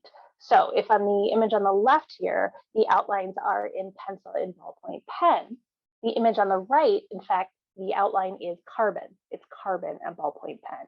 So again, this way of being able to see in what order he did works, to know that this was a drawing that was particularly meaningful to him and one that he wanted to then continue to work on and explore in different ways. So again, I think all of this thinking about how he worked not only gives us critical information about his technique, reinforces that idea of his experimentation as an artist, but if we can have the next slide, also opens up new thinking about his working in his working in series, his interest in specific landscapes. And it asks the question, why are some images of these landscapes in certain materials and others in different materials? So these are all images that are very closely related, although probably not reflecting that carbon paper technique, because they're all slightly different. But why is it that one was better suited to be made in watercolor and one he felt was better served by, again, using this pastel? These are lots of questions, and I think, again, each one of these in some ways opens up a whole new realm of thinking and scholarship about Yoakum. But this series in particular is one of my favorites. All three of these images are of Mount Calvary, which is the biblical location of the crucifixion of Christ. And what I love about these images is that they capture this site of incredible historical meaning and humanity, and yet there is not a single image of Christ or a crucifix or really of people anywhere within them. And so for me, this is also a critical transition to the role of religion and faith in Yoakum's work, which is the second thing that I'm going to talk about in terms of a new way of seeing the artist. So if we can have the next slide. This is an image of an article in the Chicago Daily News from 1967. And it was really the first mainstream press about Yoakum, a review of his first ever exhibition in a community coffee house at the local church. And you can see the headline right there, "My drawings are a spiritual unfoldment." And I'm just going to read this little paragraph from the article, and I'm quoting here. "Does he set out to draw paintings titled Mount Victoria on Bengal Bay near Chittagong, Pakistan? No," says Yoakum. "The drawings are unfolded to me, a spiritual unfoldment. After I draw them, I have a spiritual remembrance and I know what is pictured." So one of the few instances where we have Yoakum's direct words being recorded and shared with us that way. And again, this idea of spiritual unfoldment is something that people who knew Yoakum also document him saying. And this phrase, spiritual unfoldment, was clearly of great importance to him. We know from scholars prior to those of us working on this exhibition that the phrase comes from the religion Christian Science. This is something that's been identified and long been talked about, but it's never really been explored in depth. And this is in great contrast, for example, to another well-known modern artist, Joseph Cornell, who was a practicing Christian Science and whose engagement with that faith has been thoroughly explored and researched and written about with great success by a number of scholars. So it was interesting to me that Yoakum was so forthright about this phrase, this idea, and that link with Christian Science, and that yet no one had really dug into why it was that he landed with this particular practice. And when we began looking into that, we learned a couple of really fascinating things. So if I can have the next slide, we learned, for example, that Yoakum lived not far from what's the oldest African-American Christian Scientist congregation in the country, and that's the 8th Church of Christ Scientist. So again, Christian Science not always thought of as a religion that drew African Americans, and of course there's an incredibly deep history of different African American religious practices in Chicago during Yoakum's lifetime and certainly up to the present, but Christian Science is not often thought of as being amongst those. So that was a learning point for us. On the right, just a snapshot of my own copy of what is a critical source for Christian Science belief. This is the textbook Science and Health with Key to the Scriptures by the founder of the religion, Mary Baker Eddy. It's at the heart of Christian Science practice and belief. And if you spend a bit of time looking for where the phrase spiritual unfoldment appears in this text, it really opens up thinking about the ways in which this particular religious view might have channeled through Yoakum and the way he might have used it in his work. And I think all of this, in a way, is a chance for us to see some basic tenets of this particular religion in Yoakum's work. So if we might think of his drawings, for example, both as documents and in some ways celebrations of spirit and God, and not necessarily the physical world or matter, as it's often described by Mary Baker Eddy, which takes us far in thinking about why these landscapes look to us nothing like the landscapes we see around us. That thinking of that spiritual transition between internal vision and the physical realm outside, I think is critical both to Christian Science theology, but also to Yoakum's worldview. And so on the next slide, I just put an example of this in practice. This is an image of the Grand Coulee Dam, Yoakum tells us. And if you think about what a dam is, it's this incredible, almost insult to the earth, that idea of man digging into the landscape and moving tremendous amounts of earth and cutting into it to shape the flow of water. It's a tremendous intervention, and one that obviously has huge ramifications to the natural world as a whole. And of course, Yoakum has depicted it as just this thin, serrated edge in the left half of the image. So in some ways, if you look at the landscape as an iteration of the spirit and as an iteration of God, man's intervention in that, no matter how disruptive we may see it, is in fact just a blip to the overall thinking about the world and its purpose. If we can have the next slide, my final framing of the ways we chose to see Yoakum in this exhibition is through the lens of community. And so what we're looking at here is an image of Yoakum and his friends posing with him in front of his workspace. And so from left to right, we have Lori Gunn, her husband Carl Worsam holding their daughter Ruby, Roger Brown, there's Yoakum in the center there, then the artist Phil Hansen and Christina Romberg. And so these are not only people who were in dialogue with and friends of Yoakum, but also all artists in their own right. And if we can have the next slide, two artists who aren't in that picture, but who I certainly consider as critical to Yoakum's community are depicted here. This is Jim Nutt's poster for an exhibition that included his work. You see him on the right there in silhouette, his wife Gladys Nilsson on the left, and then at the center, Joseph Yoakum, identified with that little pencil there. So I always think of this in some ways as an image of the three of them together. And so for us, a goal of this exhibition was to think about the relationship between all of these artists, which we all recognize as being complex, as all relationships are, but also I think supportive and also as going both ways. So not only what Yoakum is getting from these artists, but also what he is giving to them in some ways. And to that end, the majority of the loans to our exhibition are in fact from these artists, as well as from two others, Whitney Halstead and Ray Yoshida, all of whom got their work directly from the artist. So that was critical in some ways to our shaping of the exhibition. And I think thinking about this group of artists as a community with all of the interchange that is at the heart of that work is in contrast to some previous thinking about Yoakum. And if we can have the next slide, much of this previous thinking really discounted Yoakum's role both as an artist and frankly as a person. And so here we're looking at an article from the Chicago Tribune from 1972, which was published just 2 weeks before Yoakum died. Yoakum was hospitalized at the end of his life. He was in a nursing home and he was quite ill. He died eventually of cancer. So he is living in these circumstances. And this article comes out with the headline, Portrait of the Artist as a Luckless Old Man.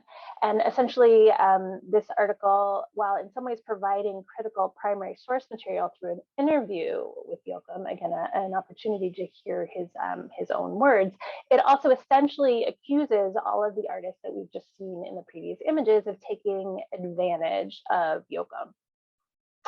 And they essentially accuse them of more or less stealing his work, or at least buying it for prices that made it the equivalent of theft, and really of abandoning him with nothing at this moment in his life in a nursing home where he needs new pajamas, and how could any of this have happened? So I think the article really it's, in addition to being rife with errors, it really discounts the relationships between all of the people mentioned in this article, but it also, I think, really doesn't afford Yoakum any personal agency or sense of control, both over his own life or his own work and role as an artist. So this sense that he was in fact completely out of the loop in terms of how his work was exhibited or how he sold it or to whom. I think this article is a reflection of seeing Yoakum in a very specific way, essentially as helpless, with no sense of either his incredible graphic talents, of the marketability of his work, none of which was correct, and really with no role in what was happening to him, either in life or with his work. And while I think this is a particularly egregious example of the way that limited ways of thinking about someone can shape our understanding of the career, it is, I think, a good example of what can happen when you discount the role of self-taught artists as artists.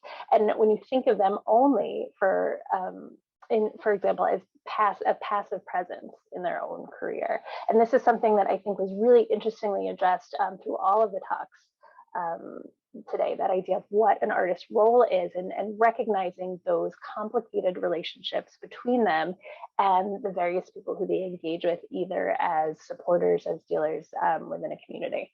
So if we can have my final slide, I'm going to end this presentation with one last contrast of the way that we see Joseph Yoakum, and one of my favorites.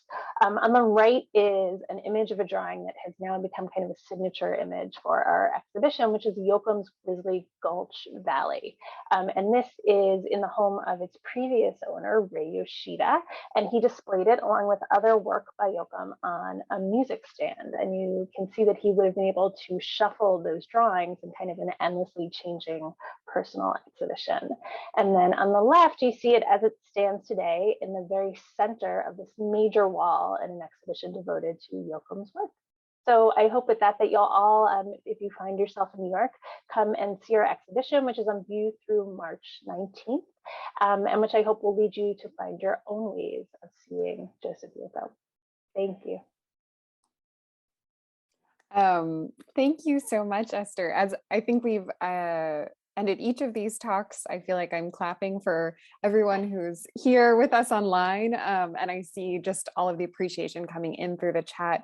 But I love how you brought together many of the threads that we've heard throughout talks today, and questions of how we understand these artists now and how their work came to be more widely known, and also their agency, and not forgetting that. We have a number, so for everyone on the call, this is the time for questions, which have been coming in throughout Esther's talk. We would love more. One recurring question was, could you speak to the dates that are stamped on Yoakum's work? There's such a great element of the pieces. Could you tell us a little bit more about those? Sure.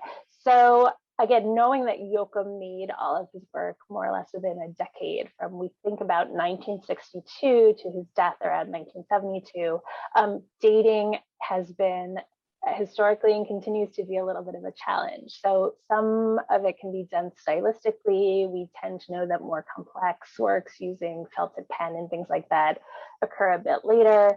Yoakum had two ways of dating his work. Sometimes he would write the dates directly on the drawing, which we tend to take as being incredibly accurate. If he wrote that date, he was aware of the date, that reflects the date of the drawing's making. Sometimes he would use a date stamp of the kind that many of us used to have in offices. And there are many stories about both Yoakum having a lot of neighborhood kids in his studio who would play with the stamp. So again, that sense of not necessarily reflecting accuracy there. And there are stories from people who knew him of them showing him a drawing and saying, oh, this one isn't dated, and him just picking up the stamp and stamping it right there for them. So, officially done. So again, the stamp dates can be misleading at times. So what we tried to do in our thinking and in the catalog for the show was to, when we dated things, to say what kind of date it was, whether it was a stamp date, whether it was a date he wrote, and then for things that don't have dates, not to kind of speculate.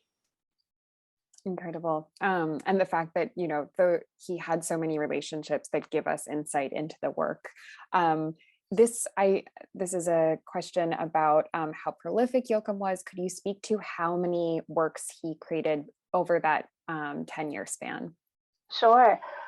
There's thinking more or less that Yoakum at the height of his career made up to a drawing a day. So there's been a sense that there's maybe anywhere from 1,500 to 3,000 works on paper out there. There are moments where we know, for example, he stopped making drawings. So in the last year of his life, again, because he's confined to a nursing home, he wasn't able to work in the same manner or to make the same kind of full-scale large drawings that he had previously. But again, thinking about community, one of the artists he's close with, Whitney Halstead, brings Yoakum both art materials and sketchbooks to the nursing home. And so he's able to make these incredible books, very different, but nonetheless really beautiful drawings in that last year. So there are moments where we know very specifically how he was working, but that's our best guess at the moment. I really appreciate that, and just like the aspect of this, which is taking the materials available and doing a little bit of speculation. And could you speak to, this was a recurring question, the relative absence of the human figure or animals in his drawings? And I think I have seen your show, and I did love those pieces where there's like a small mouse or some kind of desert creature. And when you do see them, they're such a wonderful surprise. But in general, the works that we were seeing today, it seemed like there was the absence. Yeah, and that's also very much because like that's what I wanted to talk about. So those are the pictures I picked. For the most part, there is not a lot of actual human presence or, as we noted, animal presence in the drawings. That doesn't mean it's never there, but when it is, it tends to be very, very small. For things like animals, I tend to think if they are being seen as part of kind of a larger natural world, as having kind of spiritual agency through nature, often they are kind of like funny, cute tidbits in the landscape. There are some images I've seen where he's clearly inserted images of a horse or some kind of work animal that seems like it's been traced from some other source. I think in my thinking about this, that Yoakum was not as good at depicting things like animals and people as he was at making extraordinary landscape forms. And I think, as with everyone, if you're not as good at something, maybe you don't want to do it so often. So I tend to think that in addition to Yoakum's interest in really highlighting the natural world and God's presence in the natural world, that that is why we don't have so many people and animals, but it's never the case that it never happens. I think that's for most artists, and that's certainly the case for Yoakum as well. Thank you. And could you speak to, there's a question here about whether or not his work became more abstract in his later years? Is this something that you see in the evolution? Yeah, where you see it most clearly is in Yoakum is again in the nursing home and beginning to work in these sketchbooks. And I think, it's a question in some ways, is the abstraction the result of physical changes? He's getting sicker, maybe his ability to manage and do intense detail is lessened. I also, if one thinks about the way time passes and the way one might think about both time, one's own life and legacy and memory at a moment of illness, at a moment when one is aging, how that might be channeled in different ways.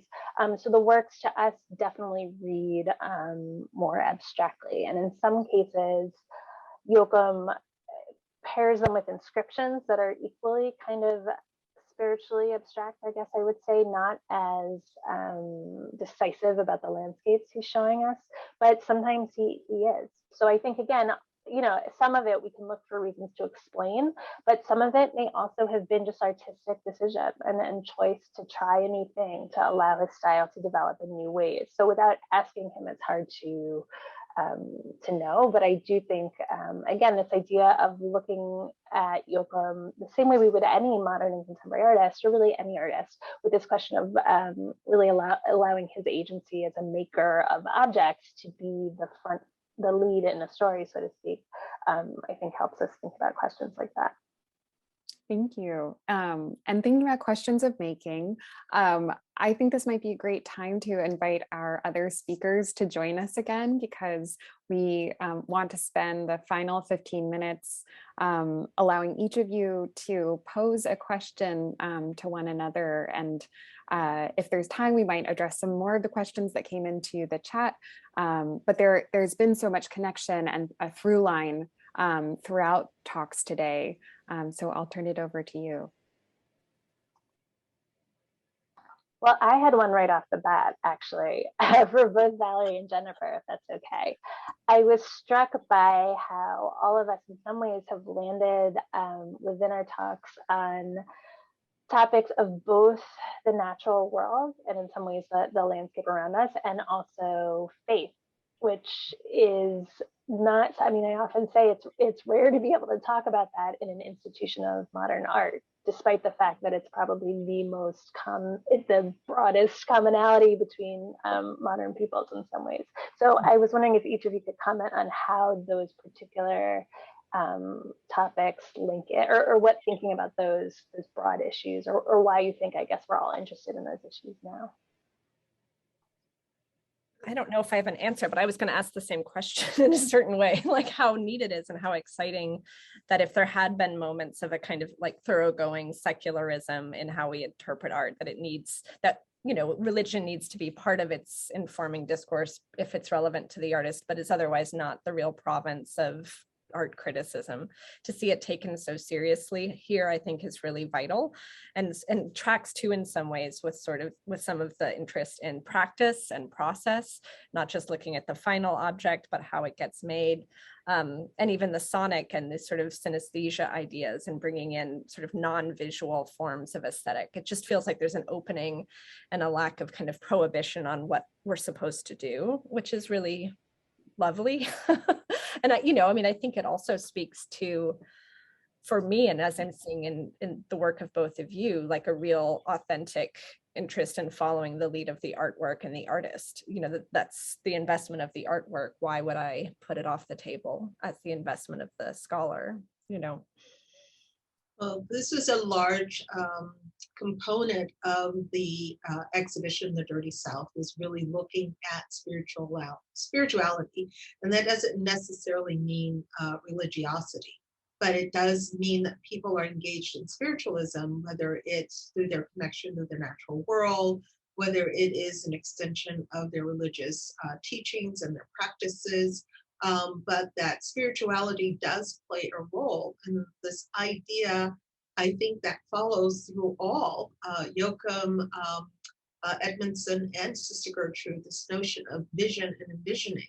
You know, that is a consistent to be able to look at an item, a piece of cardboard, and know that you can, create a whole transformation with that through envisioning how that object could exist in the world and the role that it could play. The fact that you can look at a stone and take even elements, whether it's a chip or a broken element of it, and envision what that stone could actually be, that a vision could come to him and know what kind of form and configuration could be placed on that stone. And the same with Yoakum, places he never saw, but that he knew, which is so beautiful. Places that, that he was never there, but he knew of those places. Thus, through this sense of just being a part of the world at large, that we are all interconnected, and that as humans we're connected to the earth. So how could he not envision what that is? It's an extension of himself. So, why is there an openness? I think about it now. I don't know, but certainly Edmondson being presented in the 1930s, there was in this country a moment in museums where we were willing to understand and present what we felt were very authentic voices of what it meant to be American and how that expressed itself visually. So when and where the spirituality of things get lobbed off is a very interesting question. And I like to think of people like Sister Gertrude and Joseph Yoakum and William Edmondson as being intuitive, but also intellectual. I think somehow when we use the language folk or vernacular or outsider or self-taught, we sort of excise away a sort of intellectualism that I think constantly comes into view. So I think our worlds are finally catching up to understanding and celebrating them as, you know, creative intellects as well.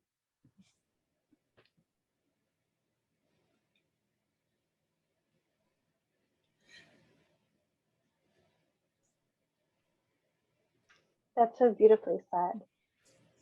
And I have not to dominate, but I have another question I would love. Something I talked briefly a little bit here about navigating the relationships between these artists and the people in their lives who collected them, supported them, criticized them, took advantage of them, depending on where you're standing, and the complexities of these relationships. And I thought that was something that came up again in all three talks. I am working with Yoakum had a very specific, because we know so many of the people who knew him and are able to talk to them and kind of have these conversations. It definitely, talking with them and also taking a broader view as to the complexity of relationships definitely helped, I think, us frame that sense of community, and also try to present a balanced view, one that was, I think, laying facts as we understood them out there, but also not kind of coming down on one side or the other. In some cases about making judgments about that and making this more complicated than it needs to be. But in any case, I would love to hear both of you talk a little bit about how you approach that. I mean, both of you did it beautifully in your talk, but to dig in a little bit more deeply about how you both recognize that agency of the artist while also acknowledging the realities of the world in which they lived without letting that kind of overshadow what it is you're trying to do in a project.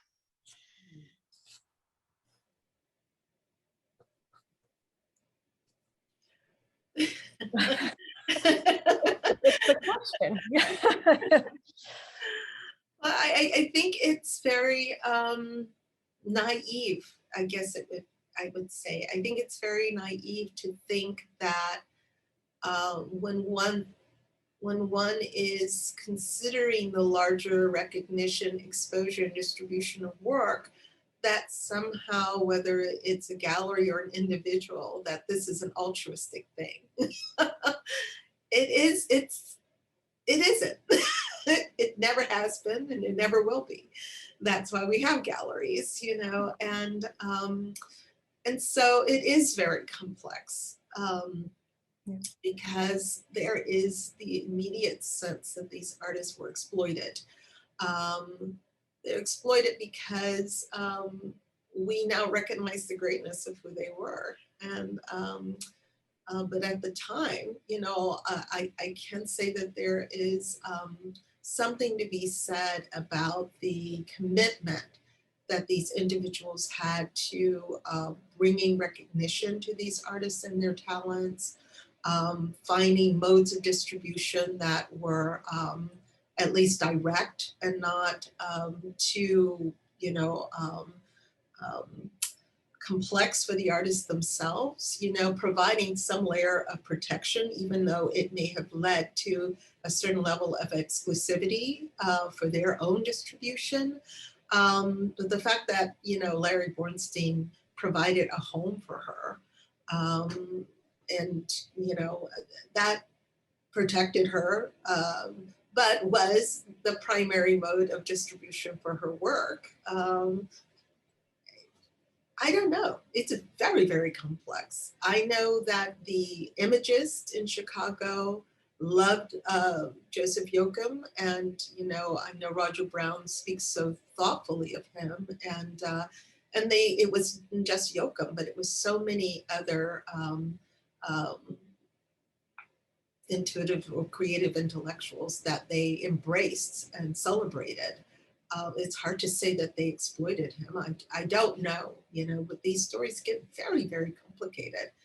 And you know, I mean, Esther, you both could speak to those more thoughtfully. Not more, yeah, I think with Edmondson too, thinking, you know, about that Jack Kershaw story and him saying, oh, I insisted on paying when he was going to give it to me. We have story after story of collectors sort of insisting on paying, right? So Edmondson is smart about how he is playing with the gift. And, you know, Doris Lee, the painter, went to visit his studio in Nashville, and she talks about how she intended to buy one, but somehow the back of the car was filled with, like, you know, 4 or 5 pieces. And so he's doing something with his performance that is really negotiating a landscape that's fraught with regional differences, racial differences, class differences. And the you know, the giving of a gift is doing something that's, you know, highly calculated in a certain way, as all of his encounters had to be because of race relations, but just as artists are negotiating a market sort of always. And I think when you look, it's the Yoakum story too resonated so much with Edmondson because of the importance of artists as being the sort of first point of contact and dissemination. You know, and we can think about it kind of pessimistically in a geological idea of extraction and mining and sort of removal from the site. And there has been that with Edmondson's work in ways where prophets sort of leave Nashville, leave Edge Hill, his neighborhood. But in his moment, thinking about the range of different relationships and friendships he had, including with someone like Alfred Starr, a white Jewish Nashvilleian who collected works in such volume that it was effectively a living stipend and served as a pallbearer in Edmondson's funeral. And it's a relationship that was sort of lifelong through Edmondson's ups and downs. It's not going to be an easy answer, but I think absolutely. And Esther, what you had to say about sort of assuming artists as taking an active agent, you know, an active role of agency in this landscape of artistry as not always straightforward or full of, you know, just straight easygoing freedom, right? Yeah, I mean, Yoakum's relationship both with these groups of artists and with other dealers who were not necessarily mentioned or brought into this that particular article. I think, you know, it's all very complicated also because these artists now have these incredible careers and are very well known, but we're all pretty young and starting off and not necessarily either aware of how that perception or that engagement, I mean, they were just going to visit Yoakum and he, you know, they wanted to buy work and he would tell them how much it cost and they would pay him for it. So I think that we bring now obviously a whole other sensibility to looking at that, both through the lens of history and also through just new awareness about how those dynamics would have played out and what what Yoakum's life experience as a man of color of that age would have been when he hosted a whole group of young white art students in his studio space. So again, we had the added information of being able to talk to some of those artists directly, which was incredibly useful. But again, without Yoakum here also to talk to us directly, although again, who knows what yeah, I just found the power dynamics to be incredibly interesting and also just slightly challenging to navigate without it feeling like we're making broad judgment calls or creating a very narrow lens through which to look at both the relationships and Yoakum's work. So it's just useful always to find out to talk to other people in the field who are similarly engaging with those issues. Yeah, and I would add the other dimension that in the case of Sister Gertrude, you know, for most of her life, understanding that her work was about being a disciple, bride of Christ, you know, she never saw herself as a quote unquote artist, you know, so this notion of transaction was very much not within the realm of her interests. I think it was about distributing and disseminating and sustainability, I mean, simply for her. So it also speaks, as you say, to a particular generation and what people are exposed to. Oftentimes they create it without an understanding or a context that somehow art was a work that could be, in fact, consumed and exchanged and to provide some viability. It was about labor. And we think about labor and work It can become racialized. It can become, you know, I mean, there's a hierarchy in terms of what one considers as fair exchange for output. And so, you know, we have to consider that within the larger socioeconomic, you know, space to boot. Well, I think this is a perfect place to close today's program. I think we all saw in the chat the language of brilliant, superb, wonderful.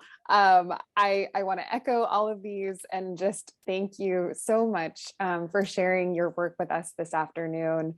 The expansiveness of your approaches, the thoughtfulness of your approaches, and how, you know, this is really helping us to expand, extend this field. And we hope that everyone on the call joins us at the museum if you can, if it's possible, if you're in New York, to see our exhibition Multitudes.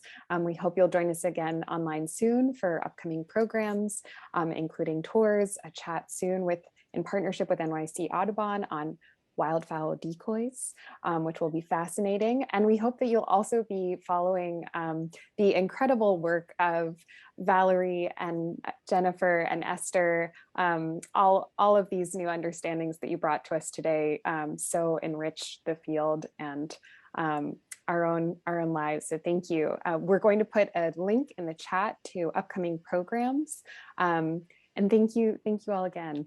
This has been wonderful. Thank you for the invitation. Ladies, it was beautiful sharing the afternoon. Wonderful. Thank Really you. a pleasure.